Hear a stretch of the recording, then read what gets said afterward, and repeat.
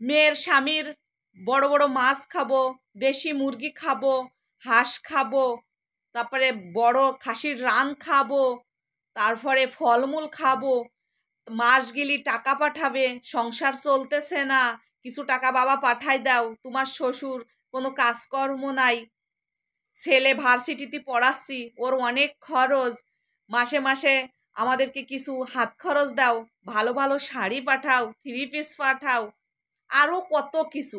সবই মেয়ের জামাইটা খাইতে বাবা ভালো লাগে শাশুড়িদের। কিন্তু ভালো লাগে না কি জানেন? যখন জামাইয়ের মা জামাই মানে ছেলের কাছে থাকে, তখনই মেয়ের কান পড়া শুরু হয়ে যায়। তোর মানে তখনই আর কিচ্ছু ভালো লাগে না। ঠিক আছে, এই হচ্ছে আমাদের সমাজের কিছু মাদের। ভাই, আমার কথাগুলো একটু তিতা হলেও সত্য, মিলিয়ে দেখেন, ঠিক আছে? কারণ এইগুলো কথা শুনলে তো ভাইরে ভাই, কিছু মাইয়া ফুলাদের মনে করেন যে গা গতর চুলকানু, জ্বালাতাপ, অসহ্যকার, আরো ব্যাড মেসেজ। আমি মেয়ে মানুষে এই কথাগুলো কেন বলতেছি? আমার ঘরে কি মেয়ে নাই? আমার ঘরে কি ছেলে নাই?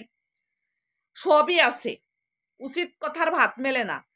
যেটা আমি বলতেছি ভালো মানে খারাপ শুনতে গেলেও এই কথাগুলো রাইট, ঠিক আছে?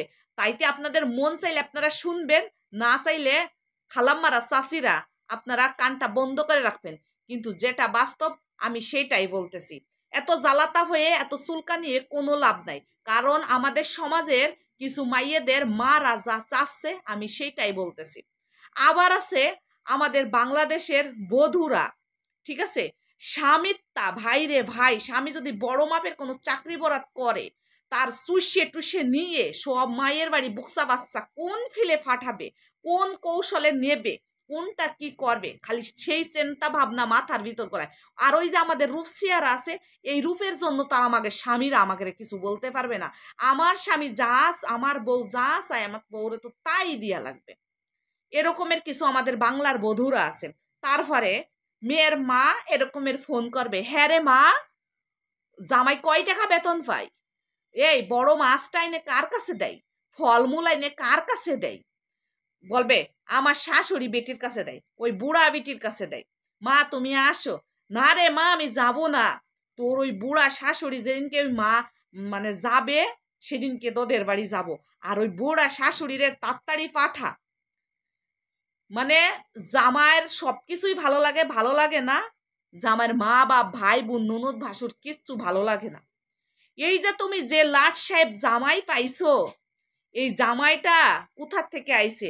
যে মাটা তার স্বামী এত বড় মাপের বেতন পাইতেছে, তোমার বাড়ি বুকসা বাক্সা ফাটাচ্ছে, পয়লা বৈশাখে কাপড় চাপড় পাঠাইছে, বড় মাছ পাঠাচ্ছে, খাসি পাঠাইছে, এগুলো আসে কোথার থেকে?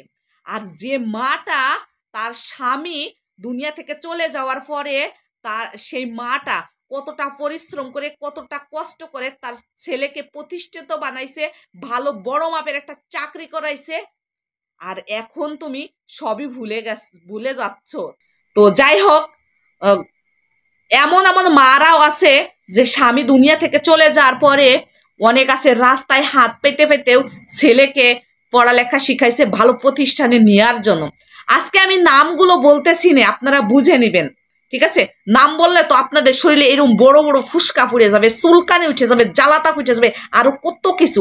আমাকে বলবে তোর মুখের ভাষা কি, তুই নাক ফুলাই এ কথা কোস, আরো কত কিছু। আমার এই কমেন্ট গুলো দেখলে আমার হাসি আসে, এই নিয়ে আমি আপনাদের জন্য একটা ভিডিও বানাবো ভাবছি।